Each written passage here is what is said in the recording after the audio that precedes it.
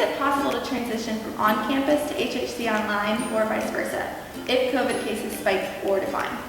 Absolutely, and I think that's the key component for us as we look at just partnering with our families and students, keeping the kids healthy, but also providing that academic opportunity. So as we monitor cases and individuals need to be off campus or on campus, we will be able to move and transition seamlessly between those two.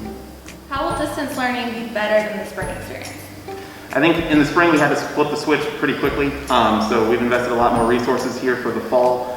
We do have technology coming in that will be available for each student to have as a one-to-one, and then we will have that for 7 to 12, and then we have just more resources as far as family coordinators that we'll talk about in a little bit, but just providing resources for students to get access to teachers, classrooms, and to each other to be able to have a good social and emotional learning experience here at school while having to be off campus at home. So who's in charge of the instruction for students?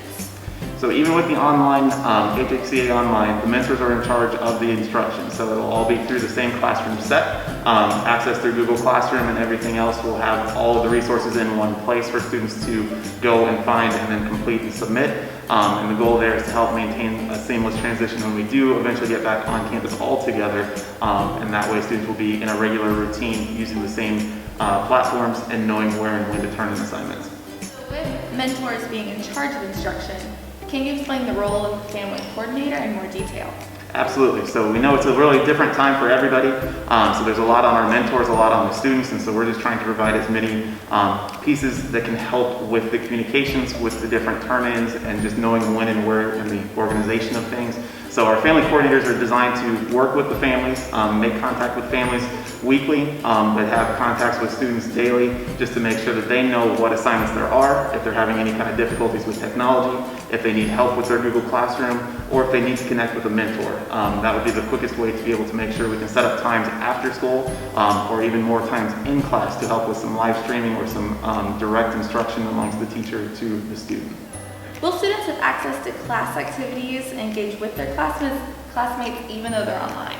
And I think that's where we look at K-12. There's different attention spans at each level, so we are going to provide as much in-person and interaction as we can. That'll be more small pockets at the lower school level, multiple times a day, trying to get into the classroom to be able to communicate with other students, see their mentors, see their friendly faces, get to know those individuals that are around them in their classes so that when they do transition back on, it's not a new experience for them. And as we slowly progress up, middle school will have the opportunity to have live streaming events, but also recorded classes frequently. And so they will have that set up for them and daily connections with the family coordinator as well. And then in the upper school, it'll fit seamlessly into combining the normal daily schedule of 80-minute classes, having that access point to mentors, but also setting up any time after school as well. So with the multiple connections to live classes, can you explain the typical lower school, middle school, and upper school day for an online student? Absolutely, and what we've seen is vital for this is just the regular regimen that the kids get to see and go through.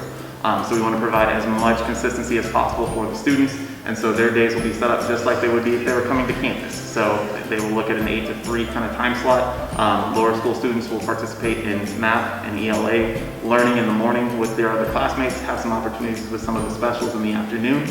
But middle school and upper school students will follow the same on-campus schedule, so they would have access to in-class opportunities at the exact time that they would normally be in class, and that way their expectation would be the learning would go from 8 to 3.